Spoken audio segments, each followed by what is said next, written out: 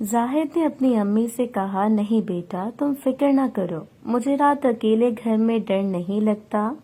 Razia be be نے اپنے بیٹے کی بات کا جواب دیا۔ اپنی امی سے اجازت ملتے ہی زاہد نے سب کو جانے کی تیاری کرنے کا کہا۔ چونکہ شام ہونے کو تھی اس لیے نیلو اور بلقیس نے جلدی جلدی اپنے اور اپنے بھائیوں کے چند کپڑے بیگ میں رکھے اور رضیہ بی بی کو خدا حافظ کر کے کار میں آ بیٹھی۔ جمشید اور نیلوفر کار کی اگلی سیٹ پر بیٹھے تھے، جبکہ زاہد اور بلقیس گاڑی کی پچھلی سیٹ پر براجمان ہو گئے۔ اف، میں اپنا موبائل چارجنگ پہ لگا رکھا تھا، وہ تو میں اپنے کمرے میں ہی بھول آئی۔ کار کے چلتے ہی بلقیس کو یاد آیا اور وہ بولی، کوئی بات نہیں بلقیس، ویسے بھی میرے ہوتے ہوئے تمہیں آج موبائل کی کیا ضرورت ہے۔ کار کی پچھلی سیٹ پر ساتھ بیٹھے ہوئے زاہد نے اپنا ہاتھ بلقیس پر رکھتے ہوئے کہا۔ زاہد کی بات سن کر آگے بیٹھے ہوئے جمشید اور نیلوفر کے ہونٹوں پر ایک مسکراہٹ پھیل گئی، جبکہ بلقیس کو جمشید اور نیلوفر کے سامنے کہی گئی اپنے بھائی کی اس بات پر شرم سی آنے لگی۔ اس لیے کوئی جواب دینے کی بجائے اس نے خاموش رہنے میں ہی بہتری محسوس کی۔ جہلم سے باہر نکلتے ہی شام کا اندھیرا چھانے لگا تھا۔ اس اندھیرے کا فائدہ اٹھاتے ہوئے جہلم سے مری کے سفر کے دوران زاہد بلقیس کے ساتھ چھیڑ چھاڑ کرتا رہا، جس کی وجہ سے بلقیس تیار ہو گئی۔ بلقیس کا دل کر رہا تھا کہ وہ چلتی کار میں ہی اپنے بھائی سے اپنا دروازہ پینٹ کروا لے، مگر جمشید اور نیلوفر کی کار میں موجودگی کی وجہ سے بلقیس کو اپنی اس خواہش پر عمل کرنے کی ہمت نہ ہوئی۔ مری پہنچنے تک سب کو بھوک نے بے حال کر دیا، تو جمشید نے ہوٹل جانے سے پہلے ہی اپنی کار ایک ریسٹورنٹ کے سامنے روک دی۔ کھانے سے فارغ ہو کر وہ لوگ ایک ہوٹل میں چلے آئے، جدھر دونوں بہن بھائیوں کی جوڑی نے مسٹر اینڈ مسز کے نام سے ہوٹل میں 2 کمرے لے لیے۔ ہائے بھائی، آپ نے تو سارے راستے چھیڑ چھاڑ کر کے پاگل بنا دیا ہے۔ اپنے کمرے کے دروازے بند ہوتے ہی بلقیس اپنے بھائی سے چمٹ گئی۔ بلقیس کی طرح زاہد بھی اپنی بہن سے کھیلنے کی وجہ سے تیار ہو چکا تھا، اس لیے اس نے بھی اپنی بہن کو اپنے ساتھ لگا لیا اور فرینڈ والا کام کرنے لگے، اور پھر آہستہ آہستہ چلتا ہوا کمرے کے درمیان میں پڑے ہوئے بیڈ پر بلقیس کو لٹا دیا اور زاہد خود نیچے زمین پر بیٹھ گیا اور بلقیس کا نیچے والا باز نیچے کر دیا۔ زاہد آگے بڑھ کر لالی پاپ والا کام کرنے لگا۔ اس کے بعد زاہد اٹھ کر کھڑا ہو گیا اور بلقیس بیٹھ گئی۔ بلقیس بہت مہارت اور پروفیشنل طریقے سے اپنا کام کر رہی تھی۔ تقریباً تھوڑی دیر کے بعد دونوں نے سفر کے لیے تیار ہو گئے۔ زاہد نیچے زمین پر کھڑا تھا اور بلقیس بیڈ پر تھی۔ زاہد نے اس کا دروازہ پینٹ کرنا شروع کر دیا۔ بلقیس عجیب عجیب آوازیں نکال کر اس کا ساتھ دے رہی تھی۔ کچھ ہی سیکنڈ میں زاہد کی ٹرین کی سپیڈ ایسی ہو گئی جیسے بلٹ ٹرین ہو، اور اس کے ساتھ ہی بلقیس کی ٹرین اسٹیشن پر پہنچ گئی۔ بلقیس کی حالت ایسی تھی جیسے اس میں جان ہی نہ ہو، لیکن زاہد کی گاڑی تو ابھی چلنا شروع ہوئی تھی۔ اس کو اسٹیشن پر پہنچنے کے لیے ابھی کافی ٹائم تھا۔ زاہد ان مردوں میں سے تھا جس کی ہر لڑکی، ہر عورت خواہش کرتی ہے کہ جوان خوبصورت عورت طاقت والا ہو۔ زاہد ایک ایسی چیز کا مالک تھا جس کی خواہش ہر لڑکی کرتی ہے۔ کچھ دیر سکون لینے کے بعد زاہد نے اپنی ٹرین پھر چلانا شروع کر دی، اور پھر زاہد پیچھے ہوا اور بلکہ اس کو اٹھا کر بٹھا لیا اور اس کا منہ دوسری طرف کیا اور دروازہ پینٹ کرنے لگا۔ تقریباً 3 منٹ کے بعد بلقیس کی ٹرین دوبارہ اسٹیشن پر پہنچ گئی۔ بلقیس آگے کو گر گئی۔ زاہد نے نیچے دیکھا تو آئیفل ٹاور اپنی پوری آب و تاب سے قلعہ فتح کرنے کے بعد کھڑا تھا۔ اس کی حالت ایسی تھی جیسے کسی دودھ کے تالاب میں ڈبکی لگا کر آیا ہو۔ زاہد نے بلقیس کو سیدھا کیا اور بلقیس لالی پاپ والا کام کرنے لگی۔ بلقیس اپنے ہی گھر کے کنویں سے نکلا ہوا پانی پی رہی تھی۔ کچھ دیر کے بعد زاہد نے پھر اپنی ٹرین چلانا شروع کر دی۔ زاہد نے دونوں پہاڑوں کے درمیان موجود ٹنل کو پینٹ کرنا شروع کر دیا۔ بلقیس کو پہلی دفعہ تھوڑا سا مسئلہ ہوا، لیکن اب وہ اس کام کی عادی ہو چکی تھی۔ وہ بھی اپنے بھائی کا ساتھ دینے لگی۔ تقریباً 1 گھنٹے کے سفر کے بعد زاہد کی ٹرین اسٹیشن پر پہنچ گئی۔ تھوڑی دیر آرام کرنے کے بعد دونوں باتھ روم میں نہانے چلے گئے، اور ادھر زاہد ایک بار پھر تیار ہو گیا، اور تقریباً آدھے گھنٹے تک دونوں نے ادھر ٹرین کا سفر کیا۔ سفر ختم کرنے کے بعد دونوں باہر آ گئے۔ ادھر مری میں زاہد اور بلقیس انجوائے کر رہے تھے، جبکہ دوسری طرف جہلم میں موجود ان کی امی رضیہ بی بی جب سے اپنے بچوں کے کمرے سے نکل کر باہر آئی تھیں تو اس وقت سے لے کر رات تک رضیہ بی بی کے اندر ایک عجیب سی کیفیت طاری رہی۔ بلقیس کی آوازیں سننے اور اپنی بیٹی کے بستر پر پیار کے نشان دیکھنے کے بعد رضیہ بی بی کے اندر اٹھنے والی آگ ہلکی ہلکی سلگتی رہی۔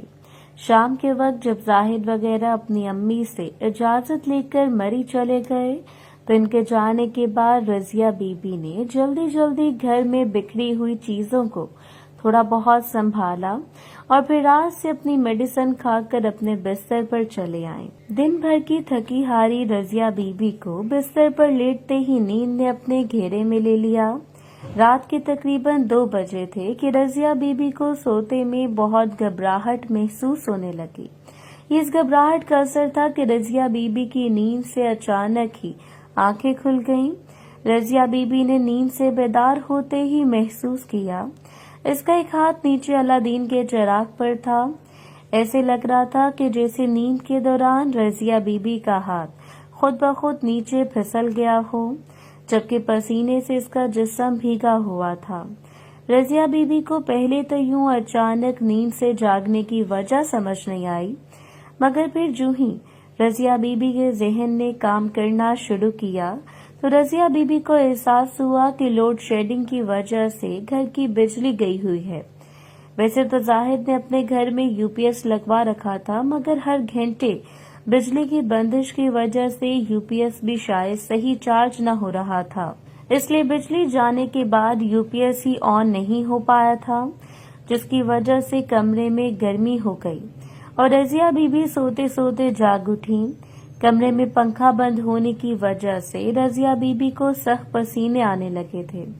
رضیہ بی بی کو اس پسینے کی وجہ سے گھبراہٹ ہو رہی تھی، اس لیے اس نے گرمی سے نجات حاصل کرنے کا حل یہ ڈھونڈا کہ بستر پر لیٹے لیٹے ہی ایک ایک کر ہو گئی۔ یہ کرنے کے بعد اس کو چند منٹ تو سکون ملا، مگر کمرے میں اتنی بڑھ گئی تھی کہ کچھ دیر بعد رضیہ بی بی کو اپنا دم پھر سے گھٹتا ہوا محسوس ہونے لگا۔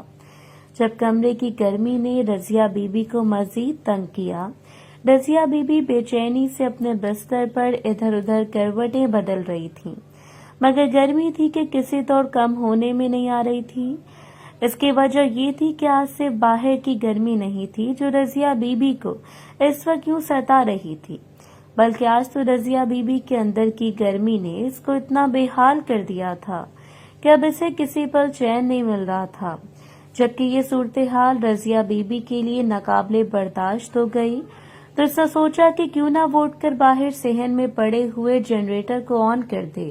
یہ سوچ کر رضیہ اپنے بستر سے اٹھی اور باہر جانے کے لیے اپنا لباس تیار کرنے لگی۔ گھر میں میرے سوا ہی کون ہے جس سے میں نے پردہ کرنا ہے، یہ خیال ذہن میں آتے ہی رضیہ بی بی نے اپنا لباس دوبارہ فرش پر پھینکا اور خود اسی حالت میں صحن میں چلی آئی۔ چونکہ بجلی کا جنریٹر بٹن والا تھا، اس لیے رضیہ بی بی کو اسے سٹارٹ کرنے میں کوئی مشکل پیش نہیں آئی۔ جنریٹر کو آن کر کے رضیہ بی بی جو ہی اپنے کمرے میں واپس جانے کے لیے مڑی تو اسے اپنی پنڈلی پر زور کی خارش محسوس ہوئی۔ رضیہ بی بی نے اپنے پاؤں اٹھا کر صحن میں رکھے ہوئے صوفے پر رکھا اور ہاتھ سے خارش کرنے لگی۔ اچھی طرح خارش کرنے سے رضیہ بی بی کو سکون ملا تو وہ پھر سونے کے لیے اپنے کمرے کی طرف چل پڑی۔ اپنے کمرے کی طرف جاتے ہوئے رضیہ بی بی جو ہی زاہد اور گھبراہٹ کے کمرے کے پاس سے گزری تو اس کے کانوں میں کسی کے فون کی گھنٹی کی آواز سنائی دی۔ اتنی رات گئے فون کس کا بج رہا ہے؟ رضیہ بی بی نے سوچا اور اپنے بیٹے زاہد کے کمرے میں داخل ہو گئی تو اس کی نظر سب سے پہلے اس کی بیٹی گھبراہٹ کے کالے رنگ کے ماسک پر پڑی جو دراز میں سے باہر نکل کر جھول رہا تھا۔ بلکہ اس میں مری جانے کی تیاری کے دوران اپنے چند نئے کپڑے ساتھ لے جانے کے لیے نکالے تھے، مگر تیزی میں شاید دراز کو بند کرنا بھول گئی۔ ہائے، لگتا ہے میرے بیٹے نے اپنی بہن کے استعمال کے لیے بہت پیارے پیارے کپڑے خریدے ہیں۔ اپنی سگی بیٹی کے لباس کو یوں اپنے سامنے دیکھ کر رضیہ بی بی کے ذہن میں سوچ آئی۔ رضیہ بی بی نے اپنے آپ کو سنبھالا اور آگے بڑھ کر ماسک کو واپس دراز میں رکھ دیا۔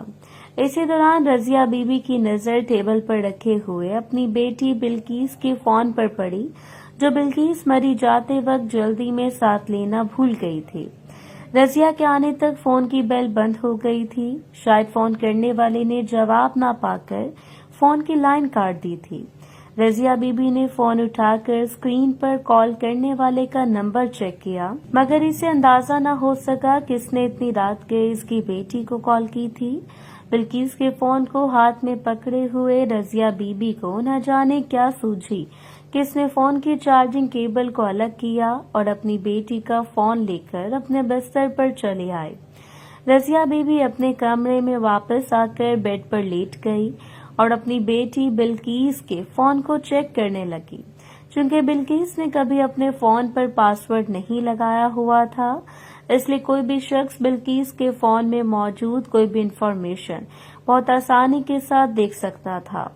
بلقیس کا فون رضیہ بی بی نے اپنے فون سے کافی ملتا جلتا تھا، اس لیے رضیہ بی بی کو اپنی بیٹی کے فون کی سیٹنگ اور سسٹم سمجھنے میں کوئی دقت نہ ہوئی۔ رضیہ بی بی جانتی تھی کہ اس کا یوں اپنی بیٹی کے فون کو چیک کرنا اچھی بات نہیں، مگر اس کے باوجود اس نے سب سے پہلے بلقیس کے فون میں میسج سیکشن میں جا کر اپنی بیٹی کے ٹیکسٹ میسیجز پڑھنا شروع کر دیے۔ بلقیس کو چونکہ اپنے زیادہ تر ٹیکسٹ میسیجز ایک بار پڑھنے کے بعد ڈیلیٹ کرنے کی عادت تھی، اس لیے رضیہ بی بی نے جتنے بھی ٹیکسٹ میسیجز پڑھے وہ بس عام نوعیت کے تھے۔ فون کے میسج سیکشن کو بند کرنے کے بعد رضیہ بی بی کے ذہن میں خیال آیا کیوں نہ وہ اپنی بیٹی اور بیٹے کی شادی پر اتری ہوئی فوٹوز اور ویڈیوز کو دیکھیں۔ محترم ناظرین اور سامعین، اس کہانی کا باقی حصہ اگلی آنے والی ویڈیوز میں پیش کیا جائے گا۔ اگر آپ کو ویڈیو اچھی لگی تو ویڈیو کو لائک اور ہمارے چینل کو سبسکرائب ضرور کریں۔ شکریہ۔